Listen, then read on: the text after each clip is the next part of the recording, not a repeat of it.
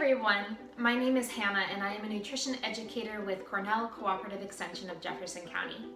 Today I'm going to be walking you through a recipe for homemade yogurt.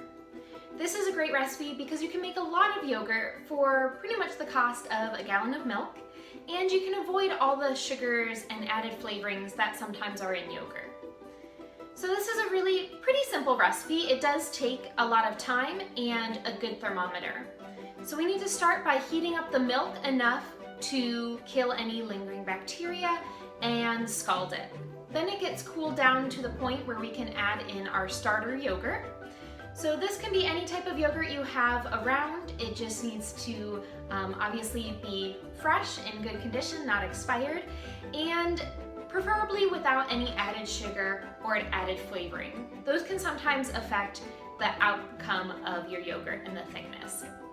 So once it's cooled down enough, we can add in the yogurt starter. This introduces the beneficial probiotics and bacteria that will turn our milk into yogurt.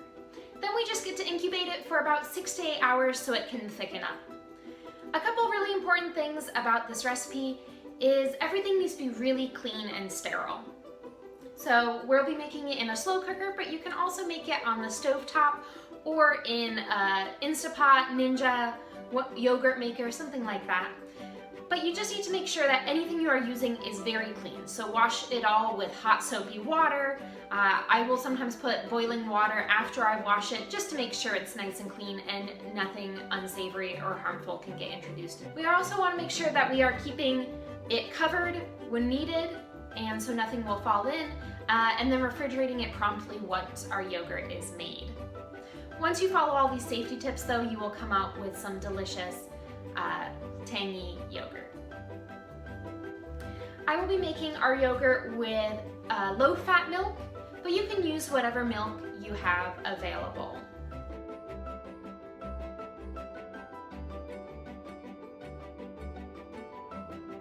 First, gather all your ingredients. So again, most importantly is to start with sanitized equipment. I like to wash it in hot water with soap really well. Sometimes I'll pour boiling water in it just to make sure it's super clean. And then I'm going to go ahead and add in a whole gallon of low-fat milk.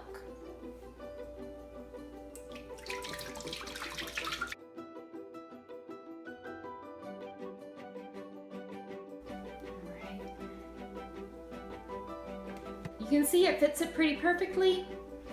Now to this, I'm going to add 1 1/3 cup of non-fat dry milk.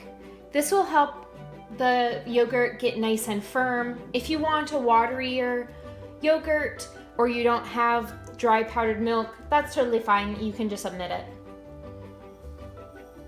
It's important to add it to cold milk, however, because if you add it later when the milk is hot, it will cause the proteins to join together in a way that kind of results in stringier consistency. Go ahead and slowly mix it until the dry milk is dissolved.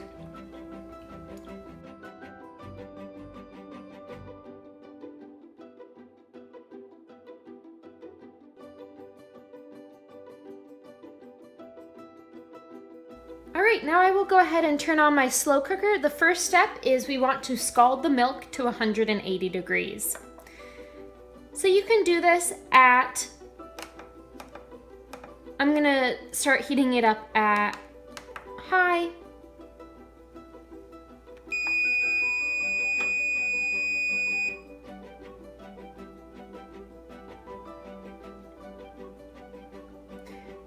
And you're going to want to stir it occasionally as it's heating up and take the temperature.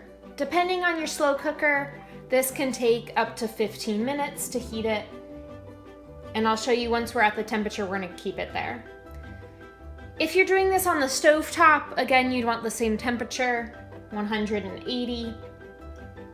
If you're doing it in some sort of like Instapot or Ninja that has a yogurt function, you can do it on there.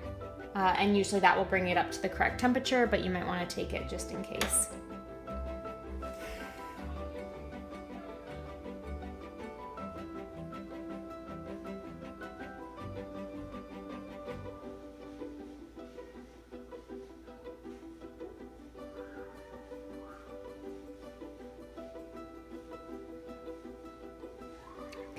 So now at 180, we're gonna hold it there for 20 minutes. And just by adjusting the temperature up and down.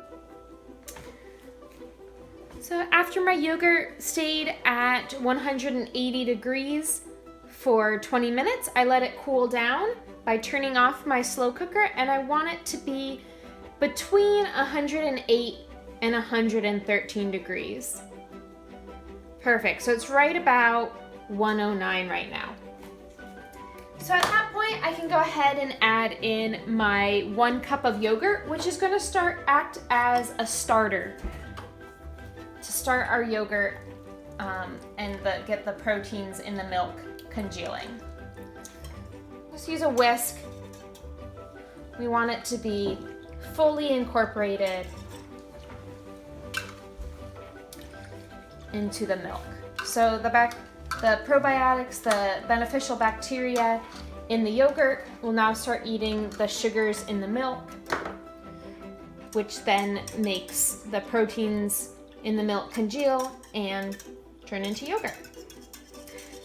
We'll just get it all mixed up.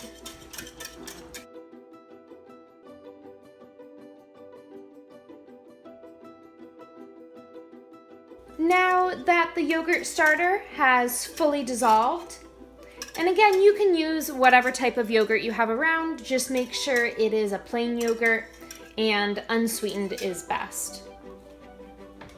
Go ahead and put the lid on your slow cooker. Go ahead and put some tea towels on it. We want it to stay nice and warm, so the heat to stay in and kind of incubate our yogurt for a bit. And then I'm going to go ahead and move this to a warmer spot. Sometimes right near your oven is a good place if you are using your oven or your stove, and the heat will stay over there. But again, we're just going to keep it warm and keep it sealed for about 6 to 8 hours. We'll check it after 6 hours and see what it looks like. It's now been 6 hours, so I'm going to take a peek at my yogurt. And I've got a clean spoon that I'm going to use. Oh wow, can you tell how thick that is?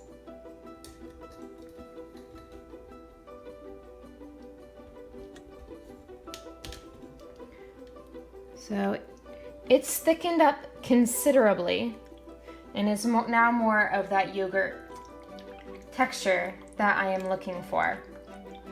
If you want it to be even firmer, you can let it incubate for up to 8 hours. I'm also going to go ahead and give it a taste and see if it's the level of tartness that I like. Okay, great. Yeah, so if it is the level of tartness that you want, we can go ahead and move it with a clean spoon into clean containers and put it in the refrigerator to cool. If you want it to be a little bit more tart, you can let it incubate for up to 8 hours. Also, if you want a firmer yogurt, we can go ahead and strain this through like a clean tea towel and a strainer. You could strain it through and get all the whey off.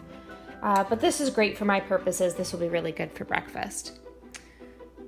So that's how you make yogurt in your slow cooker. Again, you can make it also on the stove or in an Instapot or something of that fashion. Just make sure to follow a credible recipe. You can find those through looking at our site. If you have any questions about making yogurt, feel free to ask us. Have a great day.